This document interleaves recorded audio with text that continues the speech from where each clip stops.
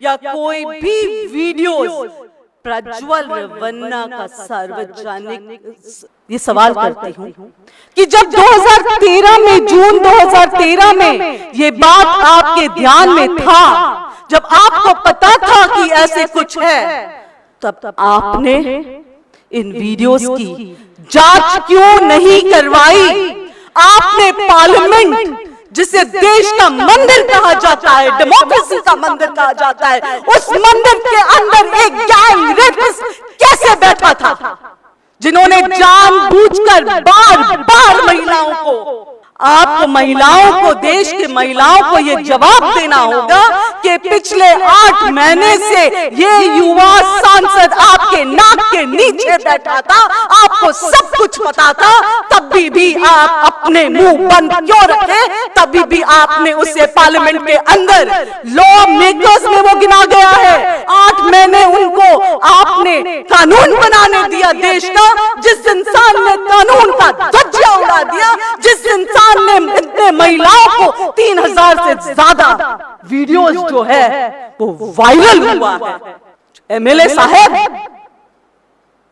बेटा तो पापी है ही, प्रज्वल रेवन्ना का नमस्कार ऐसे ले रहा था। अगर आप वो वीडियोस देखें तो कम से कम 8-10 बार प्रज्वल रेवन्ना मोदी जी को, प्रधानमंत्री जी को नमस्कार करते हुए दिखाई देंगे। मोदी है तो मुमकिन था इसका देश से भागना, मोदी है तो मुमकिन था उनका संसद के अंदर 8 महीने बैठना। निर्मला सीतारमण जी तो कल प्रेस कॉन्फ्रेंस में पुणे में ब्रिजभूषण जी को क्लीन चिट दे रही थी, फ्री राशन की मांग में, तब इन महिलाओं के साथ पहले उनका ब्लू फिल्म उतारा जाएगा, उनको रेप किया जाएगा, फिर बार बार उनको रेप किया जाएगा। हसन लोकसभा से एनडीए के प्रज्वल रेवन्ना और मंड्या से मेरे मित्र एचडी कुमारस्वामी आने वाले 26 अप्रैल को इनके लिए आपको हर वोट मोदी को मजबूती देना देश का भविष्य तय करेगा। करने वाले अन्ना हजारिका, अगर आप तब देश के हित में थे तो अब देश हित में क्यों नहीं बाहर निकल रहे हो? अनुपम खेर जी, वापस अमिताभ बच्चन का नाम लूंगी क्योंकि बीच में उन्होंने खूब देश की बेटियों के नाम पे एडवर्टाइजमेंट्स किया। नमस्कार साथियों, यह पहली बार नहीं है कि मैं आप सबके सामने बलात्कारी जनता पार्टी यानी कि बीजेपी का कच्चा चिट्ठा लेकर आई हूं। बीजेपी का नारा बेटी पढ़ाओ, बेटी बचाओ, वक्त के साथ ये सारे नारे जो उनके बेटियों और देश की महिलाओं के हित में जो उन्होंने केवल नारे दिए हैं, पर वास्तविकता देश के महिलाओं के सामने है। चाहे बहादुर महिला पहलवानों का मामला हो, मैं खुद उस वक्त इन पहलवान बेटियों से मिली थी, उनके दर्द समझी, पर दुख की बात तभी भी ये थी कि देश के प्रधान सेवक कहलाने वाले देश का प्रधानमंत्री ने उन्हीं बेटियों को, जिनको उन्होंने आमंत्रण दिया था घर पे, उसके बाद उनको जंतर मंतर पर संघर्ष करने के लिए और अपनी इज्जत को बचाने के लिए जो उन्होंने देश के लिए कमाई की थी, वो इज्जत उसको उन्होंने सरेआम, मैं तो ये भी कहूं कि प्रधानमंत्री जी ने देश की बेटियों की, उन पहलवान बेटियों की भी इज्जत बचाने में देश में उन्होंने कोई कदम नहीं उठाया।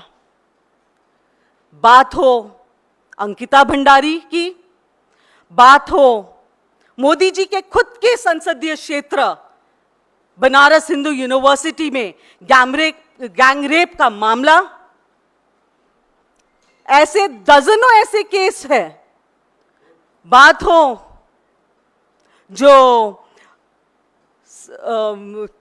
बहुत सारे ऐसे केस जो पिछले 10 सालों में देश ने जो देखा है, वो यही देखा है कि प्रधानमंत्री जी और भाजपा सरकार ने बार बार जब भी कोई रेपिस्ट की बात हो, और खास करके जब वो रेपिस्ट उन्हीं के पार्टी के लोग हो, तब उन्होंने उनको संरक्षण दिया है।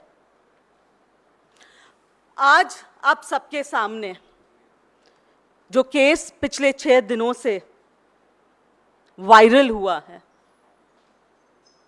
देश का मास रेपिस्ट प्रज्वल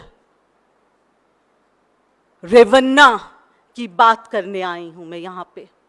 आप सभी ने देखा होगा कि प्रज्वल रेवन्ना को लेकर पूरे देश में महिलाओं जो है वो गुस्से में है।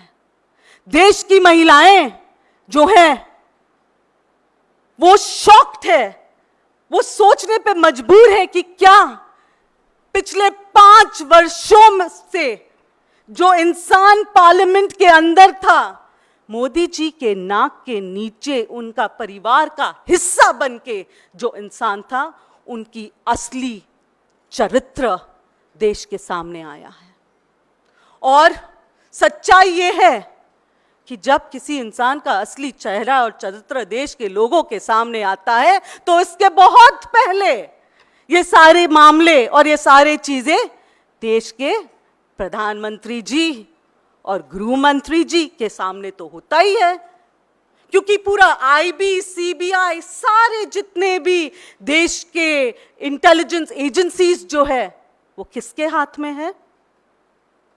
आप और हम अगर कुछ करने जाएं, या कोई आम इंसान देश का, अगर यही लड़का, यही केस कोई आम इंसान का होता, तो रवैया क्या होता प्रधानमंत्री जी का और देश के गृह मंत्री का? वो दिखाते कि देखो मोदी जी जो है वो देश की बेटियों को बचाने के लिए किसी को पकड़ लिया है।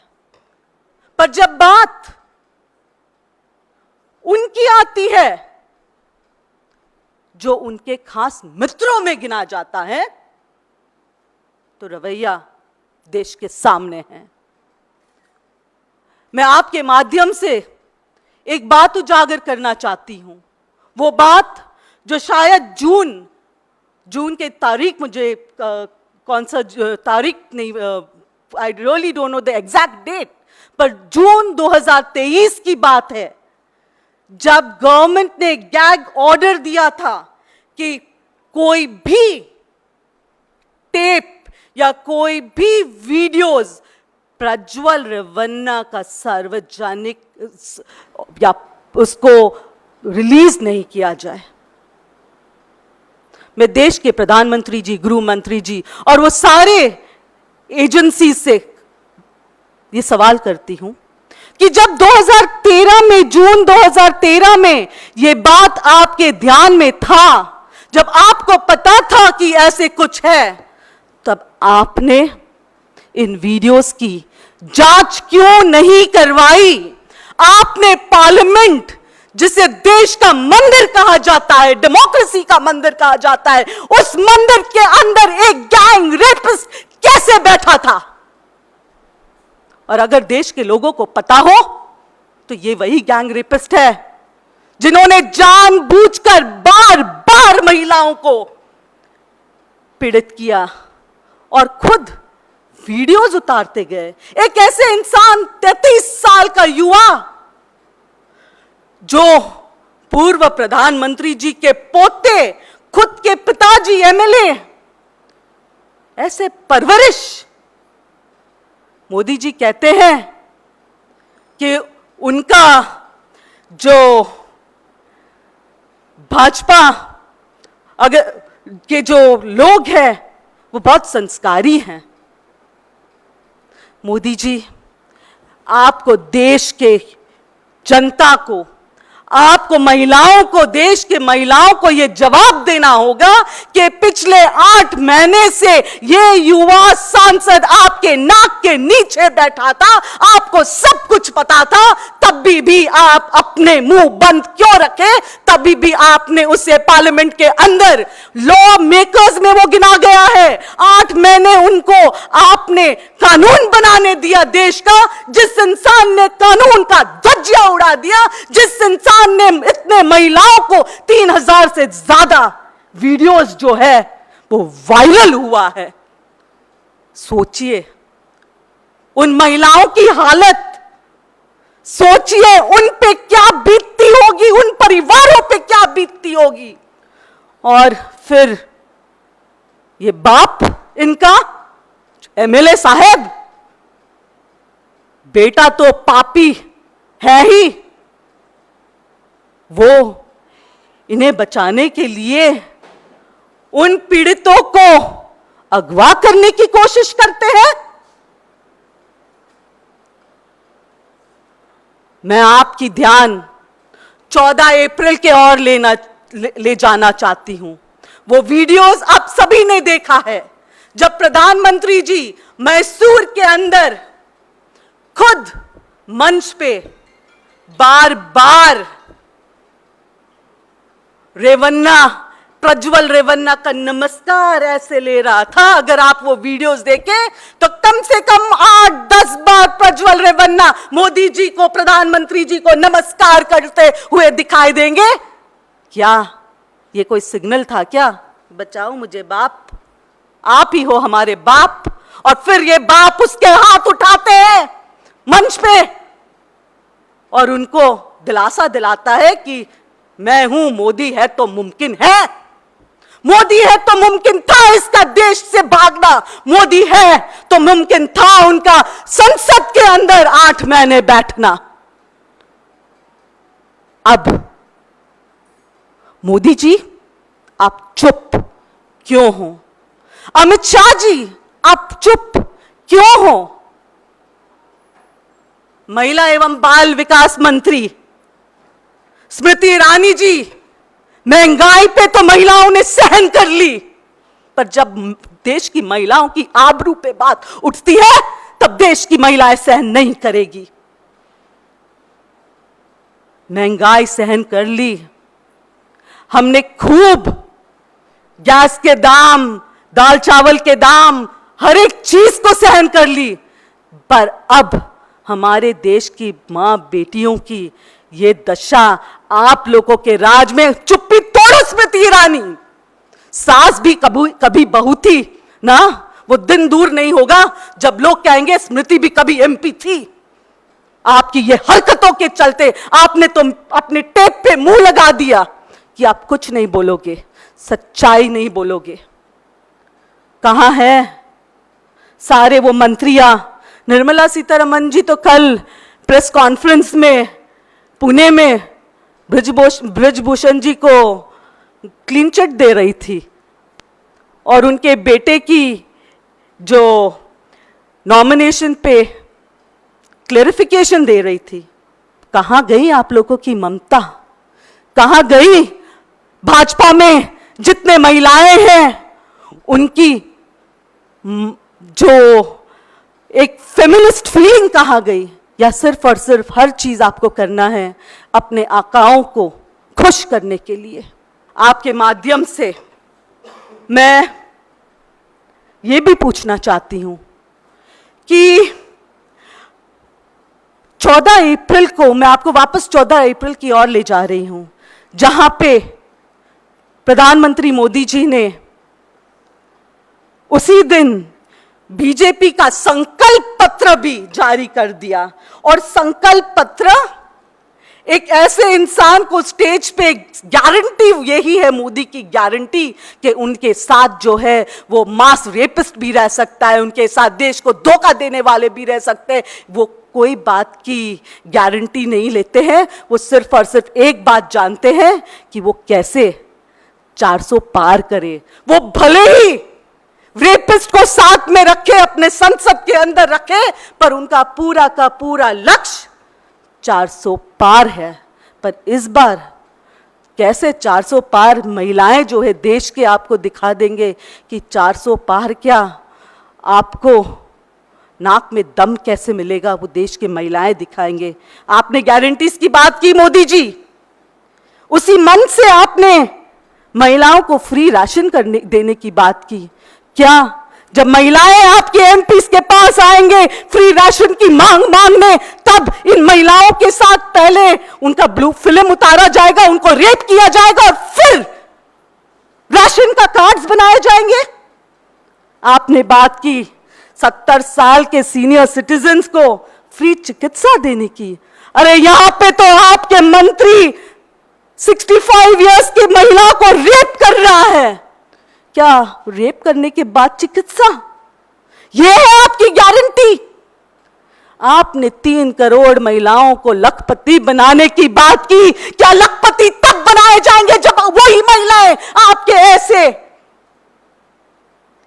एमपीस के पास जाएंगे और बार बार उनको रेप किया जाएगा और उसके बाद उनको इनका फायदा मिलेगा?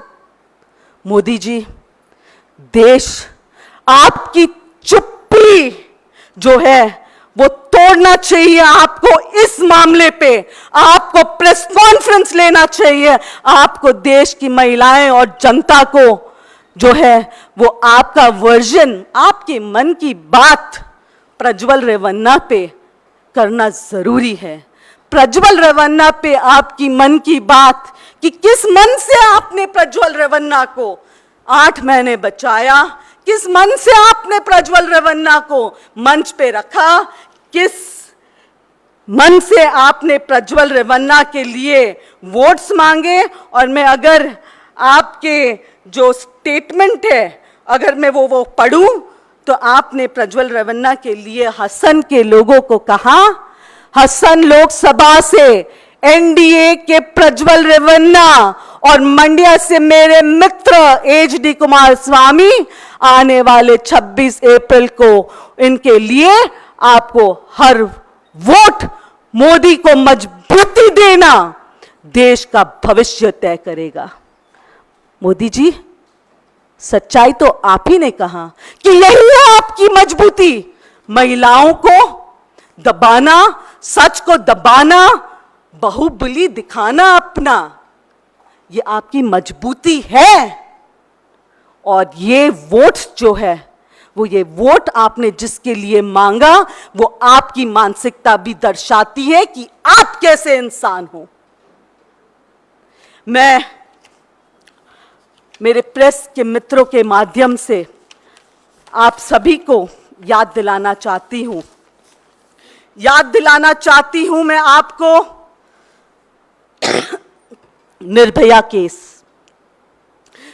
केस आपको याद होगा ना? उस वक्त देश के हर वर्ग के नागरिक, चाहे मीडिया हो, चाहे स्टूडियो हो, चाहे राजनेता हो, सभी सड़कों पे उतर आए थे, याद है?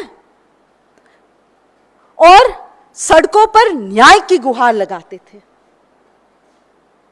पर आज जब 300 से अधिक हमारी देश की बेटियों के साथ, माताओं के साथ इतनी घिनौनी हरकत एक मेंबर ऑफ पार्लियामेंट, एक लॉ मेकर ने किया है, कहां है वो सारे सिविल सोसाइटी के लोग? कहां है वो सारे एक्टर्स, एक्ट्रेसेस, अमिताभ बच्चन जी, ये सारे एक्टर्स, ये सारे लोग कहां है? चेतन भगत जी,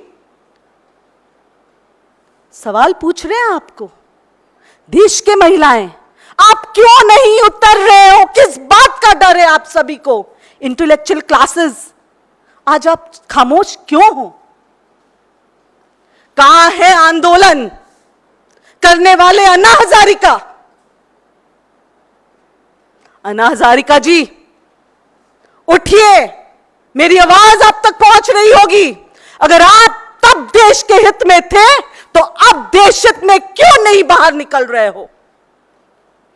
कहां है चेतन भगत, अनुपम खेर जी? वापस अमिताभ बच्चन का नाम लूंगी क्योंकि बीच में उन्होंने खूब देश की बेटियों के नाम पे एडवर्टाइजमेंट्स किया है।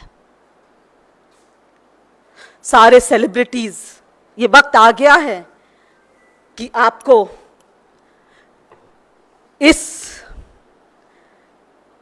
हादसे को मैं क्या नाम दूं मुझे नहीं पता, क्योंकि ऐसे हादसा शायद पूरे देश और दुनिया में कभी ना सुनने को आया है, ना आगे मुझे उम्मीद है ना सुनने नहीं मिलना चाहिए। पर ये कब होगा?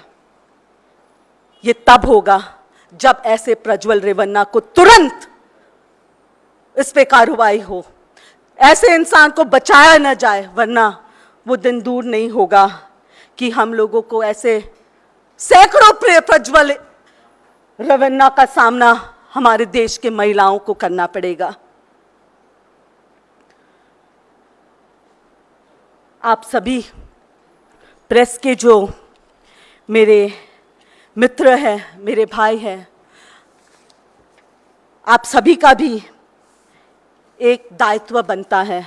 मुझे पता है कि क्या दिखाए क्या ना दिखाए वो आप तय नहीं कर सकते हो, पर मुझे उम्मीद है कि इस आवाज़ को, इन देश की बेटियों को इंसाफ दिलाने के लिए आप सोचिए कि अगर आपके घर के माँ, बेटी, बहन या किसी भी सदस्य पे ऐसा कुछ होता तो उनकी मेंटल स्टेटस क्या होता कि वो क्या कहीं किसी को अपना मुंह दिखा पाती। और ये जो वीडियोस है वो वायरल है। मैं आपके माध्यम से उन देश की सारी बेटियों को जो पीड़ित है वो उनको दिलासा देना चाहती हूँ कि कर्नाटका की जो सरकार है वो आपके साथ खड़े हैं, डरो मत। और ये भी कहूँगी आपके माध्यम से कि अगर भगवान न करे इनमें से कोई भी बेटी ने अब समाज में अपनी इज्जत बचाने के लिए कोई गलत कदम उठाया तो उसके जिम्मेदार ये केंद्र सरकार, मोदी जी, अमित शाह, स्मृति ईरानी और विमेंस कमीशन की चेयरपर्सन इसके जिम्मेदार होंगे। आपके अगर कोई सवाल हो तो मैं वो सवाल लेना चाहती हूँ। एक बात मैं कहना चाहूँगी इसके पहले कि आज़ादी की लड़ाई में खूब सुना था, सुभाष चंद्र बोस जी की आज वो बात याद आती है, तुम मुझे खून दो मैं तुम्हें आज़ादी दूंगा। और देश के युवा, देश के पीढ़ी ने सुभाष चंद्र बोस जी को देखते हुए अपने खून देने के लिए भी तैयार हुआ देश की आज़ादी के लिए।